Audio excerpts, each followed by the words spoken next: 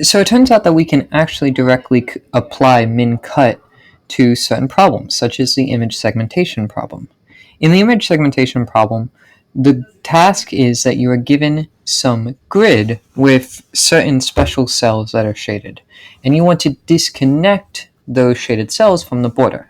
The way you can do this is that you can add a wall between two adjacent cells, and we want to add the minimum number of walls such that the shaded cell cannot reach the border. As in, if you're in a shaded cell, there is no way for you to traverse to the border through your adjacencies without going through a wall.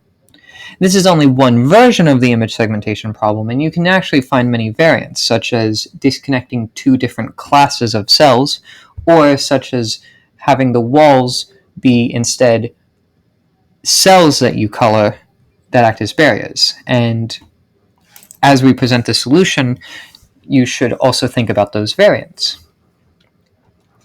So for this image segmentation problem, what we can do is if we take our grid where each cell is represented by a certain node, we can connect all cells that are shaded to the source. And specifically, we connect them with a capacity of infinity, because since we are viewing this through the min-cut perspective, you can imagine cutting an edge from the source to the cell as removing the shadedness of that cell. And we don't want to be able to do that, or at least in this version of the problem, we don't want to be able to do that. You can also then connect all of the cells or nodes bordering the border to the sink. And those will be with a capacity of 1, because you can imagine still putting a wall on the border. When you run flow through this graph, we will see that the only way to disconnect the source from the sink is by cutting the adjacent edges that exist between nodes. So if I wanted to place a wall between these two nodes, right, which are each represented by cells, right? Each node represents a cell. Then the only way to do that, the only way to add a wall is to cut the corresponding edge.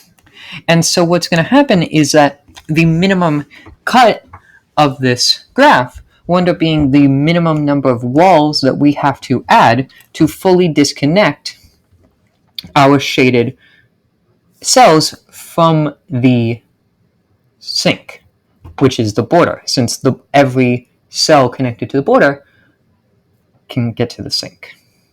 And you can kind of see this sort of outline of cut edges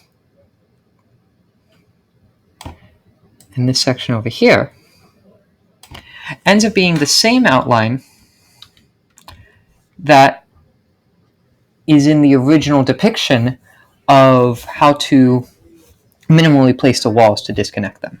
And so it turns out that the minimum cut of this graph actually will give you the minimum number of walls that you need to place to disconnect the source from the sink.